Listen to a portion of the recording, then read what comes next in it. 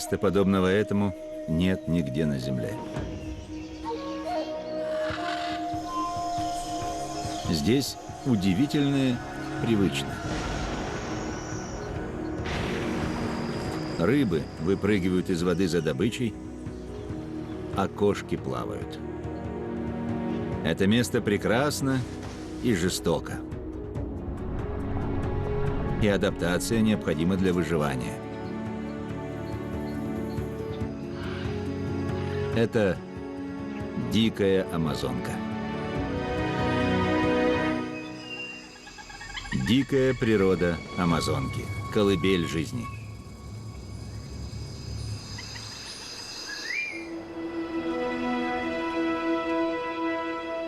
Бассейн Амазонки – естественная природная среда, необыкновенная по своим качествам. Здесь обитает 10-я часть всех видов животных и растений планеты. Самый крупный тропический лес мира орошается могучей рекой Амазонкой, длина которой составляет 6000 километров. Этот таинственный регион, наконец, открывает свои секреты. За последние 10 лет здесь обнаруживались новые виды примерно каждые 3 дня.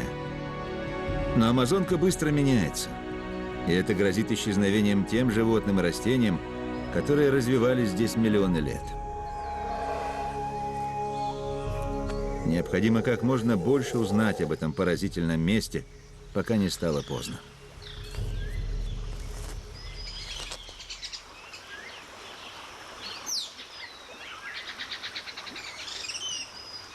Самое скрытное и загадочное животное Амазонки – это самая большая кошка в обеих Америках.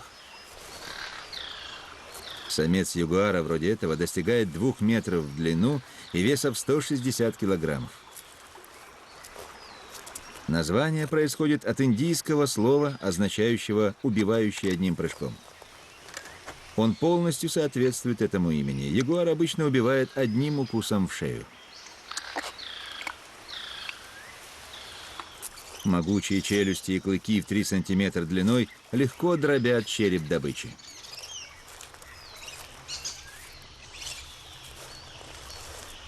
В отличие от многих кошек, избегающих воды, ягуар отлично приспособлен к плаванию.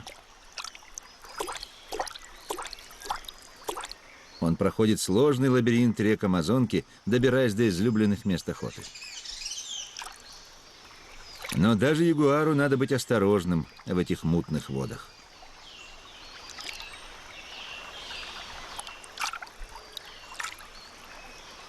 Здесь живут гигантские змеи-анаконды, и порой они убивают ягуаров.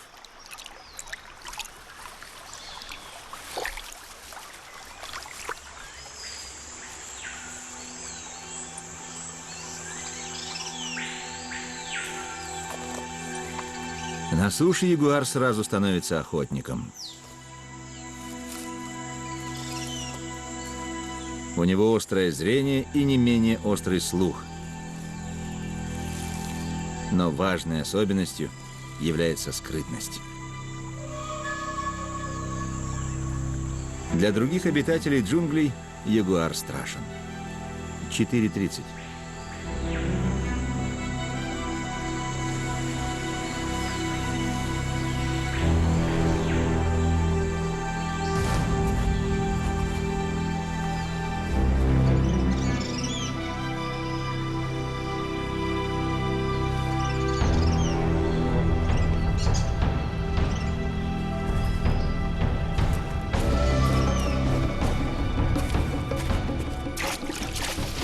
Но даже он не всегда получает то, чего хочет. Он один из высших хищников, но жизнь его вовсе непроста. Отметины каждого ягуара уникальны и обеспечивают маскировку в густых джунглях. Но они же сделали этих кошек желанной добычей торговцев мехом.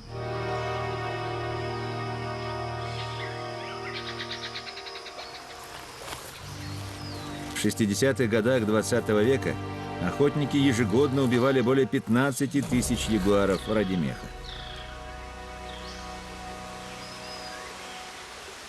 Теперь торговля шкурами запрещена, но угроза не исчезла.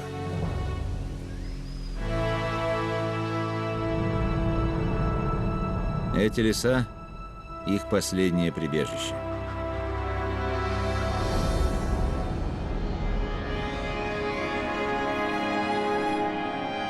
Бассейн Амазонки занимает значительную часть северного региона Южной Америки. Район превышает по размерам половину Австралии. Это зеленое сердце большого континента. Его леса могут считаться легкими планеты. Но теперь лес изменяется. И это представляет угрозу для дикой природы Амазонки, адаптировавшейся многие миллионы лет.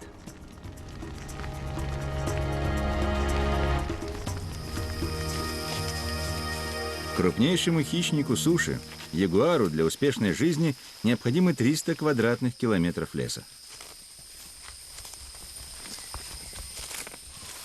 Ученые хотят лучше изучить популяцию ягуаров и узнать, как обстоят ее дела. Если им удастся установить, что происходит с высшим хищником, им удастся проникнуть в суть сложной и взаимосвязанной паутины жизни леса. Если ягуары процветают, значит, добычи много, и это означает, что среда обитания здорова. Но сначала ученые должны поймать ягуара. Они считают, что в этом районе джунглей они еще водятся, но за 4 года были пойманы лишь 3 особи. Либо ягуары слишком осторожны и не попадаются, либо их число опасно снижено. Расставив ловушки, ученые ждут и надеются.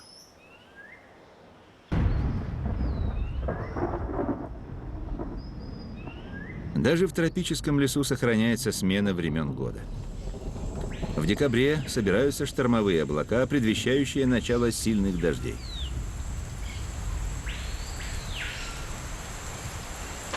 Для одной группы птиц это последний шанс привлечь внимание самки, пока дожди не прекратят брачные танцы. Сверкающие перья самца красномантийные пипры становятся маяком, приглашающим самок остановиться и поглядеть.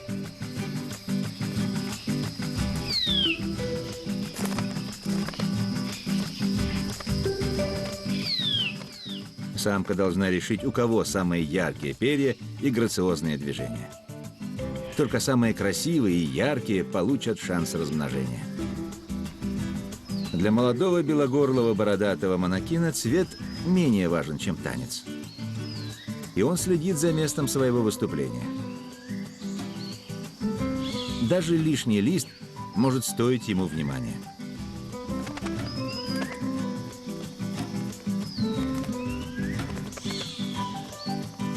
От него быстро избавляются, с большим шиком.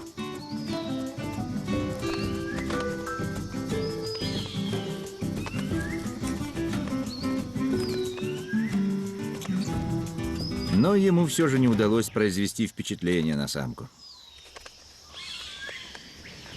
И ему может не представиться такого шанса в этом сезоне. Времени мало.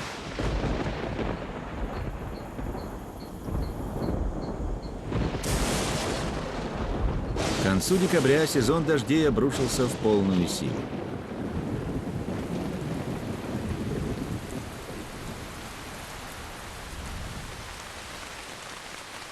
В некоторых районах уровень выпадения осадков составляет 3 метра за несколько месяцев.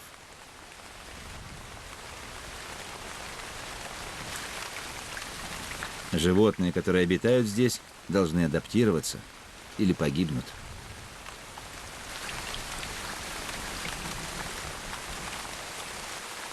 Тающий снег, санд и дождь с тропических лесов обрушивают свыше 200 миллиардов тонн воды на долины.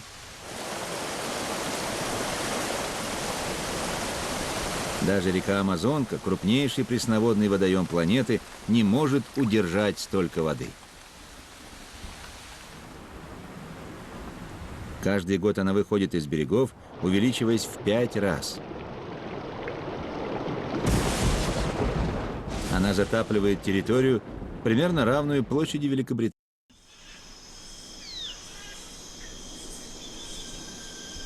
Рассвет озаряет изменившийся мир.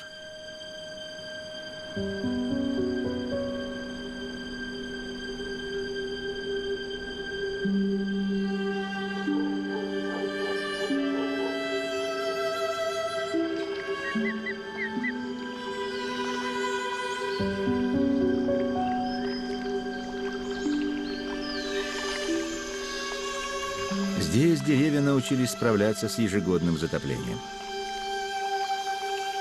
Они выживают, даже погружаясь на 8 метров под воду. Лес будет затоплен около 7 месяцев.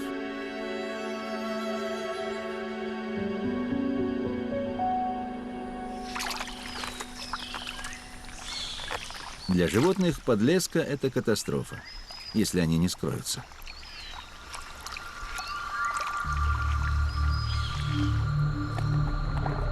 Девятипоясный броненосец обитает на суше и ведет преимущественно ночной образ жизни.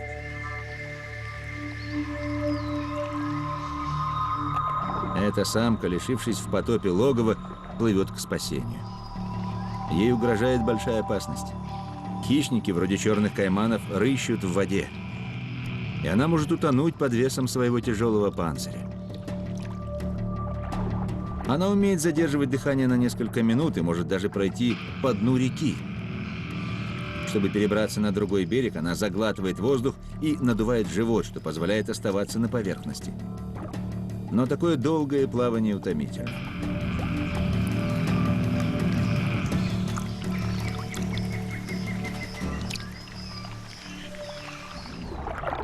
И везде ждут голодные хищники.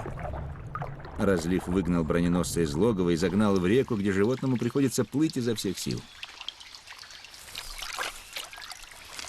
На этот раз самке повезло.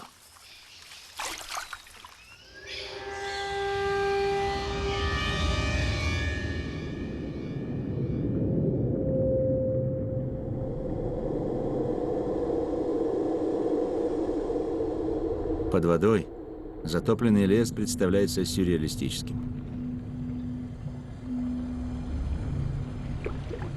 Темная фигура плавает среди веток, где прежде летали птицы. Это ламантин, разыскивающий пищу и укрытие. Амазонский ламантин – самый мелкий представитель вида и единственный в мире ламантин, обитающий только в пресной воде.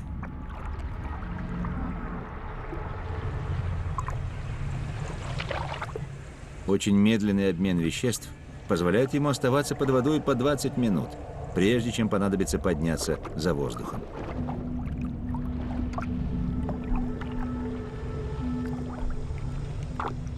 Эта самка перебралась из реки в затопленный лес.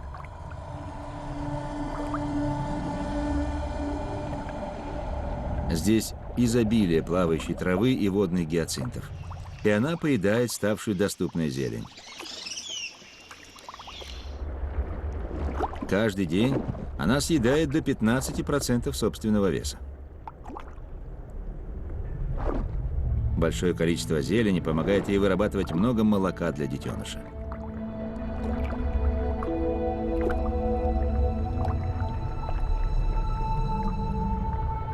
Прежде чем детеныш будет отнят от груди, пройдет год. И молодой ламантин может остаться с матерью на протяжении еще 1 года, укрываясь в ее тени и обучаясь выживать.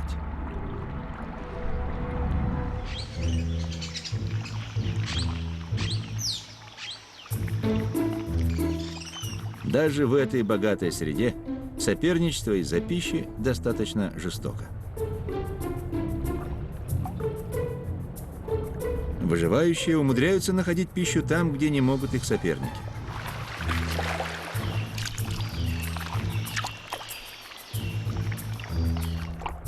Одна рыба обзавелась необычным решением.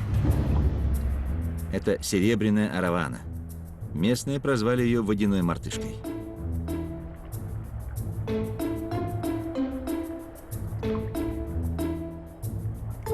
Она охотится и под водой, и на поверхности.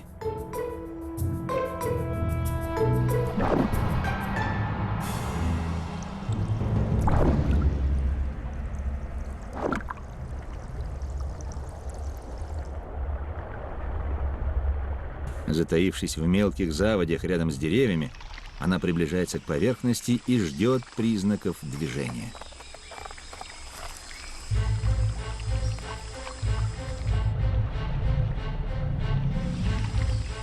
Как только Аравана замечает добычу, она выпрыгивает из воды.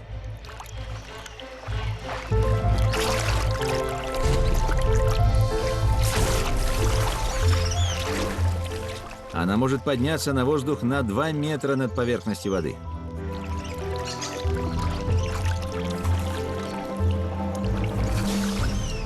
Это дает ей неоспоримое преимущество.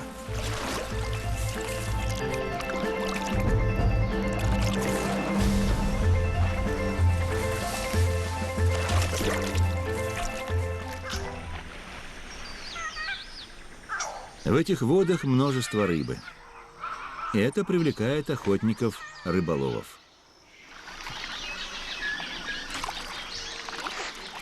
Амазонка – последнее пристанище исчезающего вида гигантских выдр, достигающих длины в 2 метра.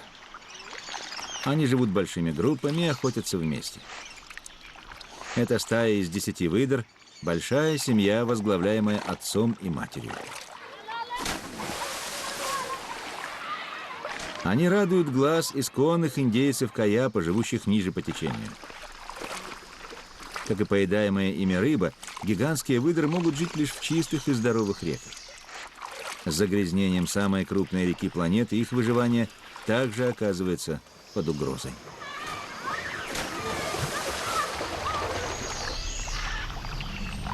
Люди и выдры делят этот участок реки с рыбкой, обладающей страшной репутацией. Это пираньи. У пираний рот полон острых зубов. Когда их охватывает голодное неистовство, они за секунды разрывают добычу на части.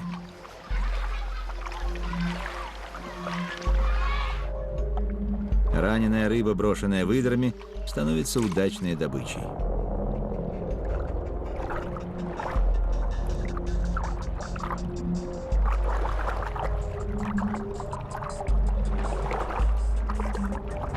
Их внимание привлекают звук и движение.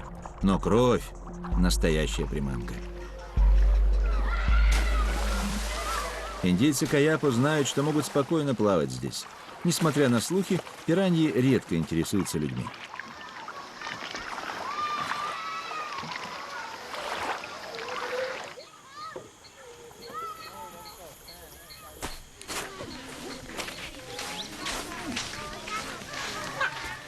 Живущие в сердце джунглей Амазонки Каяпо раньше были могучим народом. Сегодня же эти деревни немногие сохранившиеся поселения, расположенные на берегах реки.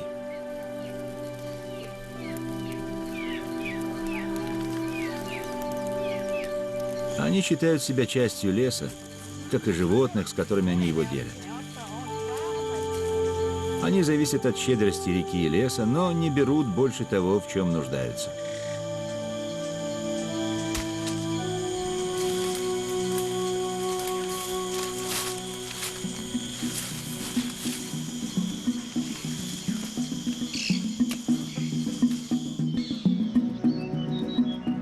В это время года затопленные реки становятся единственной дорогой в чащу джунглей. Сегодня 2 старейшин выслеживают ценное существо, и они его находят.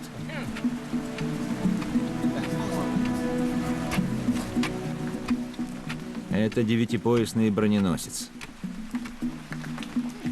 Они считают, что растения и животные леса обладают энергией, которую нужно хранить в равновесии.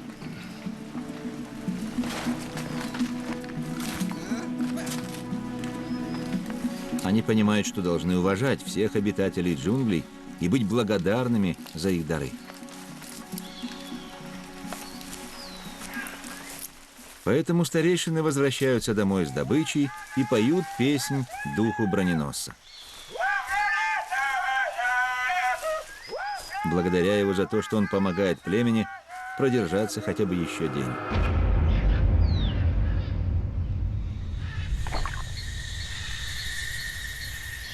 Красота и щедрость амазонки порой маскируют опасности и страшные секреты.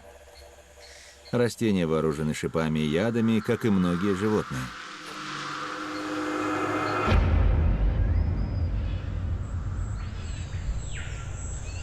Эти леса отнюдь не райские кущи. Это поле битвы, и их обитатели должны приспосабливаться к опасностям. Яркие отметины древолазной лягушки означают только одно – не приближайся. Вещества в ее коже делают ее горькой и непригодной в пищу.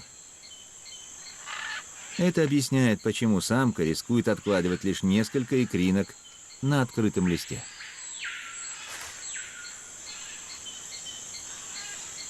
Со временем икринки превратятся в головастиков и начнут двигаться. Это делает малышей еще более уязвимыми. Движение привлекает хищников. Отец оберегает свое потомство в первые недели жизни. Хищники поняли, что расцветка лягушки означает неприятную добычу. Ее головастики тоже могут быть невкусными. Но сейчас это еще не так. Их выживание зависит от защиты и одного последнего дела, которое поможет увериться в их будущем. Отец отправляется с ними в опасное путешествие к более высокому и безопасному месту. Сначала детеныши забираются к нему на спину. Тонкая пленка слизи удерживает их на месте, пока отец несет их дальше.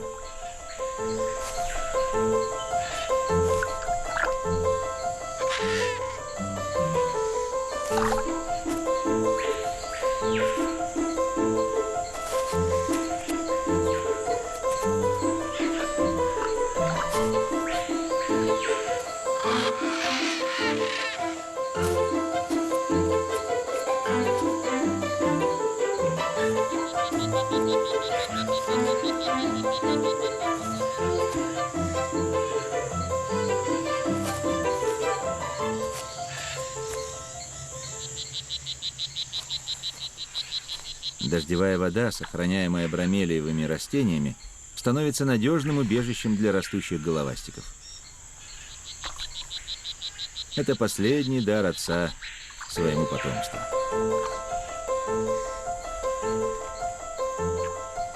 Только теперь он их оставляет.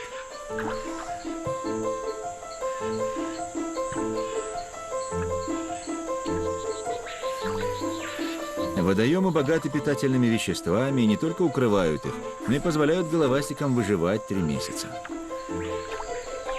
Затем маленькая лягушка выработает собственную токсическую защиту, и цикл повторится снова.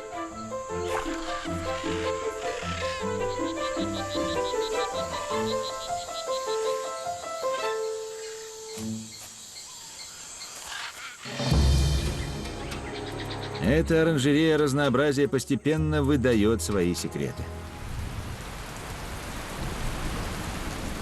Наступил апрель. Спустя почти 5 месяцев сильные ливни прекращаются. Солнечных дней становится все больше. Теперь готовится исключительное событие. Это самое необычное партнерство на Амазонке.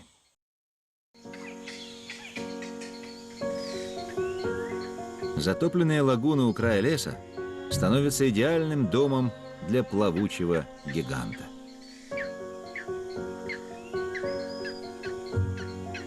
Кувшинка Виктория – настоящий колосс. У нее вторые по величине одиночные листья в мире.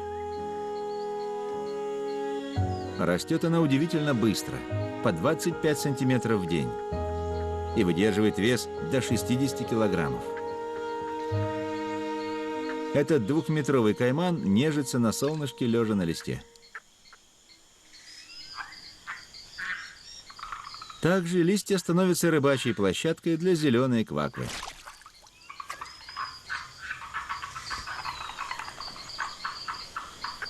Эта кувшинка удивительна не только своим размером, но и воспроизведением.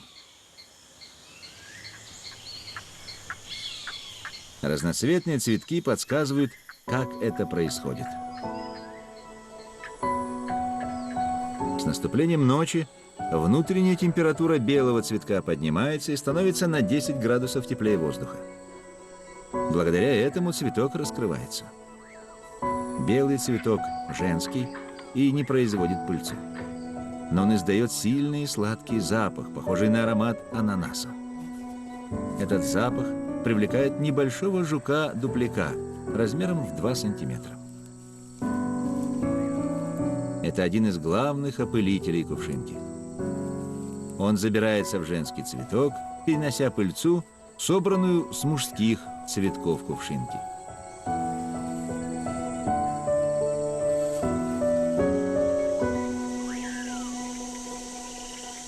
С приближением рассвета цветок остывает и закрывается. Жуки, оставшиеся внутри, оказываются в ловушке. Но это не проблема. Они защищены от жары и опасностей. Более того, они весь день могут питаться крахмалистым нектаром. Питающийся жук стряхивает пыльцу в репродуктивные органы цветка. Так начинается волшебная трансформация. Белый цветок розовеет и становится из женского мужским. Теперь он может производить пыльцу сам. С новым наступлением ночи цветок раскрывается, и жук, теперь снова набравший пыльцу мужского цветка, улетает в поисках очередного сладко пахнущего женского цветка кувшинки.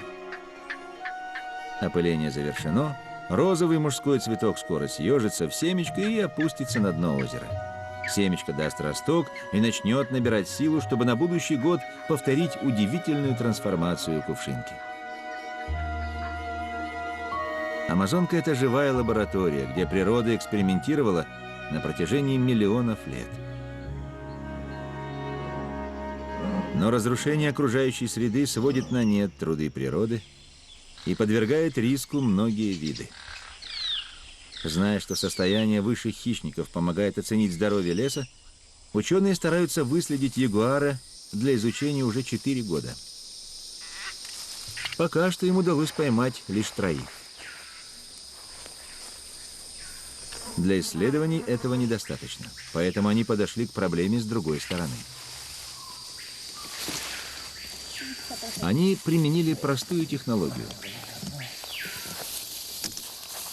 MP3-плеер и динамики, которые транслируют зов ягуара в джунгли.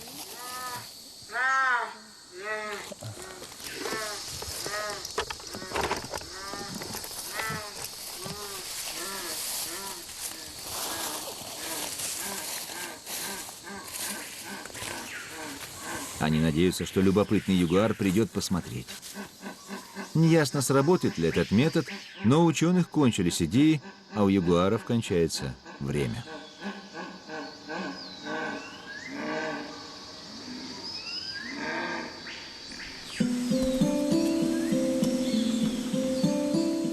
Здесь процветает множество существ. Более 1000 видов лягушек и более 1500 птиц. Наиболее успешны насекомые. На одном квадратном километре может находиться до 30 000 видов.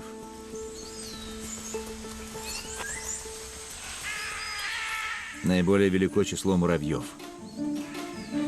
Они мало изменились со времени динозавров и сейчас составляют более 30% всего количества животных Амазонки. Они расселились по всем уголкам леса. Они и под землей, и на вершинах деревьев, и между ними.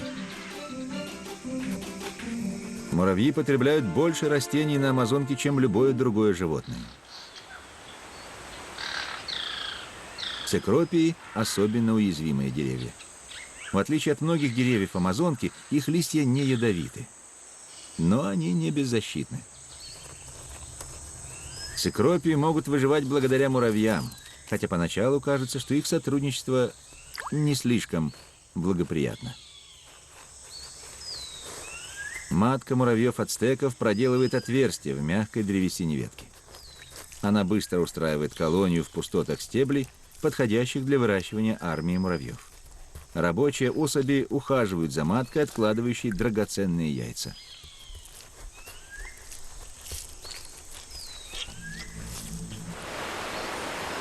Так почему же дерево мирится с этими захватчиками?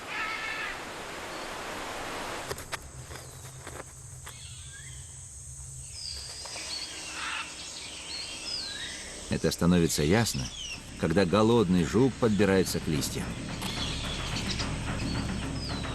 Движение на стеблях тревожит муравьев.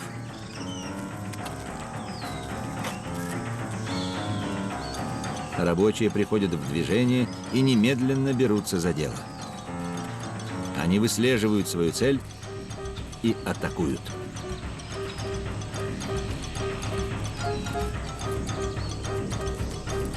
Муравьи жестоко кусают жука за мягкие части.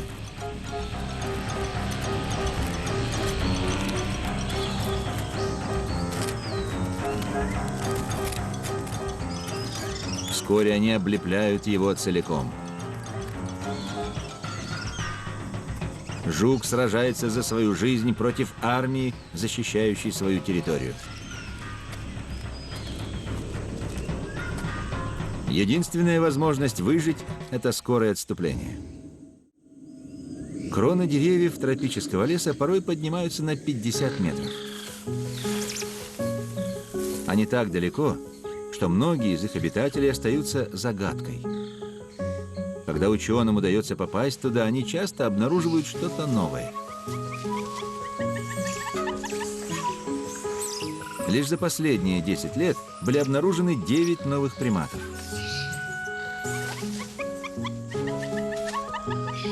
В кронах деревьев может обитать великое множество приматов.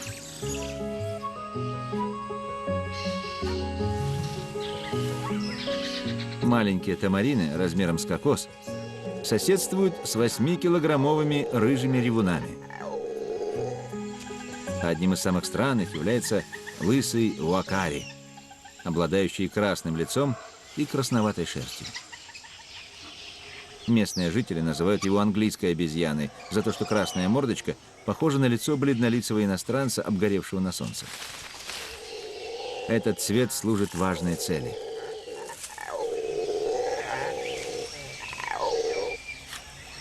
Чем он ярче, тем здоровее животное. Это обязательный признак успешного партнера.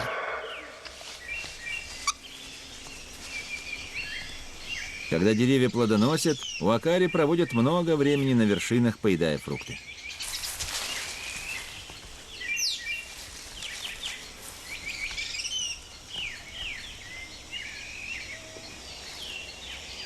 Их мощные нижние челюсти разгрызают жесткую кожуру незрелых фруктов и орехов, которые не по зубам другим приматам. У них небольшие хвосты, не характерные для обезьян-амазонки. Но это не мешает им с легкостью путешествовать по деревьям.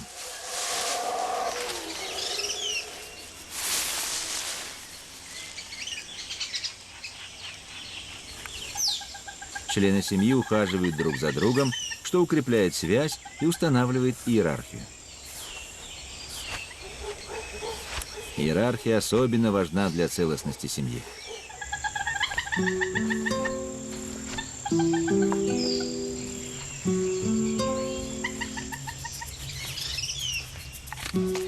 Самцы и подростки формируют отношения через игры и игровые драки.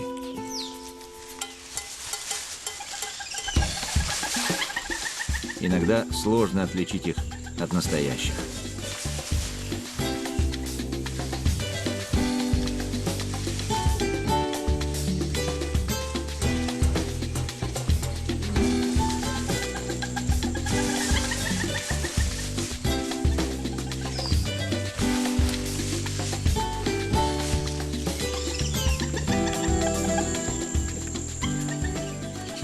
Их проказы помогают молодым обезьянам развить умения, которые им понадобятся для выживания на деревьях.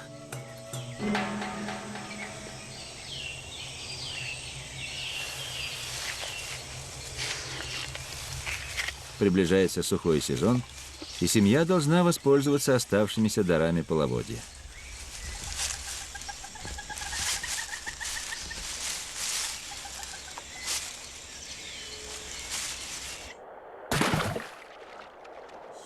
Небольшая неловкость, и рыба тамбаки, плавающая в глубине, получает угощение.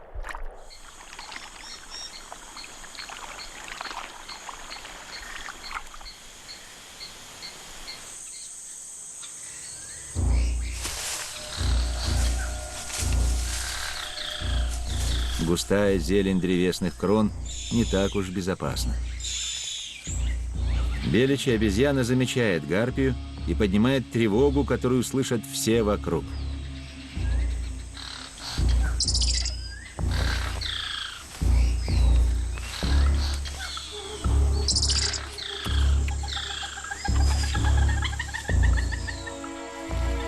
Гигантский орел гарпия хорошо приспособлен к жизни в густой листве. Он легко может схватить обезьяну прямо с ветки. Решительный самец, выкармливающий птенца, представляет угрозу. Он везде рыщет в поисках пищи. Его гнездо находится за 3 километра отсюда, на вершине дерева гиганта. Диптерикс душистый достигает высоты в 50 метров. Местные жители используют его кору и семена для лечения всех хворей, от укуса змеи до ушной боли.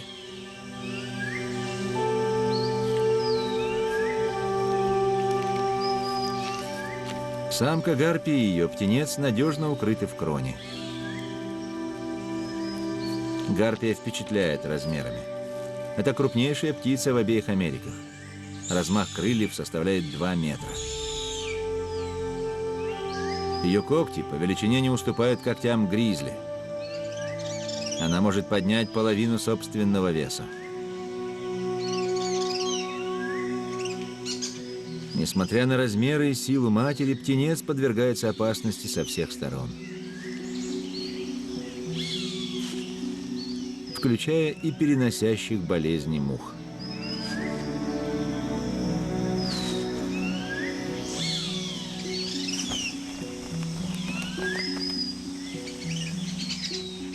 Как и местные жители, мать гарпия знает о целебной силе растений.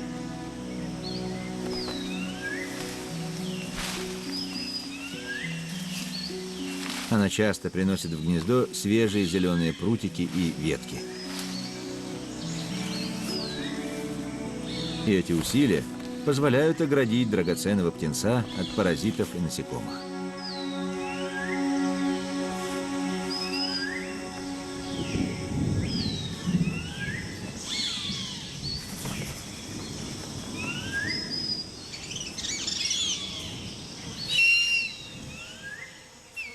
Но от других опасностей у нее нет защиты.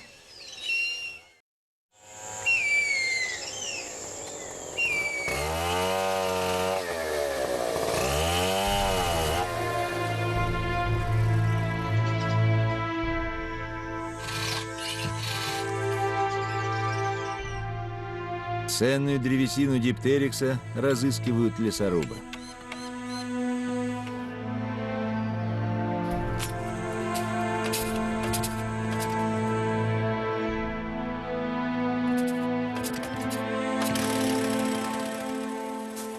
Человек, может, и не царит в этих джунглях, но бензопила дает ему большую власть.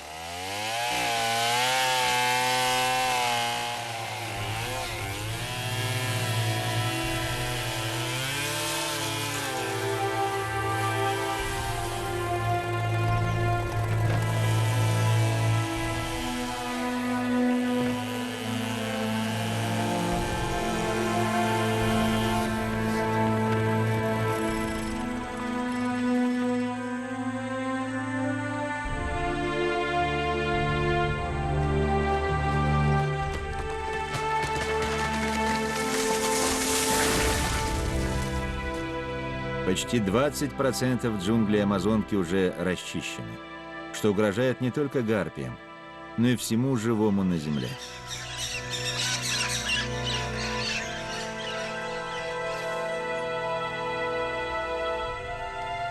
Лес – это огромное хранилище углерода. Его разрушение вызовет выброс огромных масс углекислого газа в атмосферу. Это скажется на климате планеты. Деревья исчезают, и угроза миру растет. Дикая природа Амазонки подвергается опасности.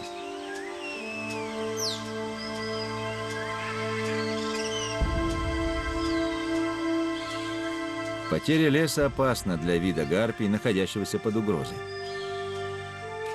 Это третья попытка матери создать гнездо и третье выбранное дерево. 2 предыдущих были срублены. Одного птенца гарпии выращивают целый год. Сможет ли он достичь зрелости? Лесники уже за километр отсюда.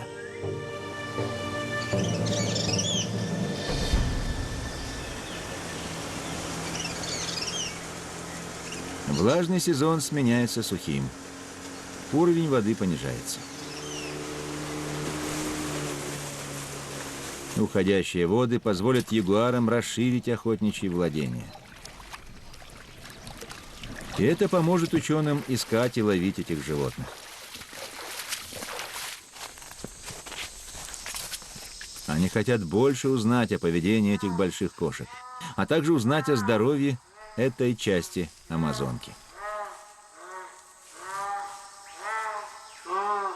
Динамики все еще транслируют зов ягуара. Быть может, это простое устройство что-то изменит. Ждать приходится недолго. Они поймали молодую самку в самом расцвете сил. Вскоре она будет готова к воспроизводству, и ее успех станет испытанием здоровья окружающей среды. Ученым нужно быстро и безопасно ее усыпить.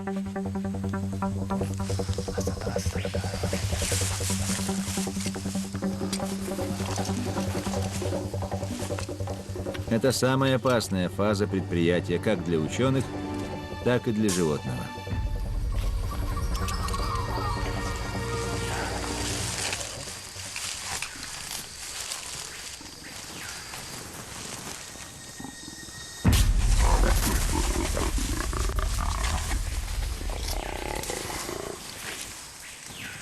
Лекарства действуют быстро. Теперь они смогут получить нужную информацию.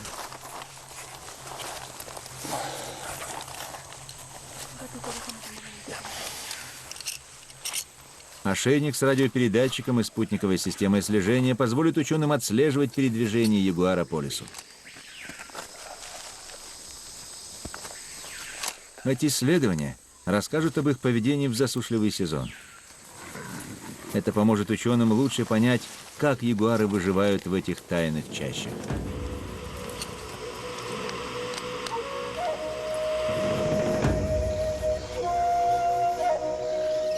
Новая информация поможет обезопасить будущее самого леса.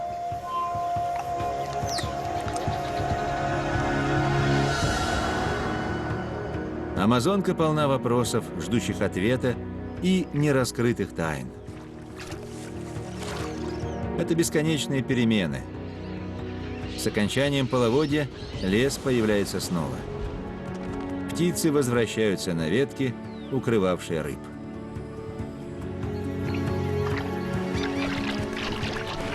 Удивительная адаптация помогала животным выживать здесь миллионы лет. Но мир меняется.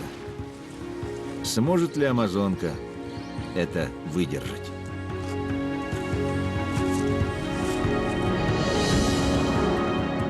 Программа озвучена студией ARC TV. Текст читал Игорь Тарадайкин.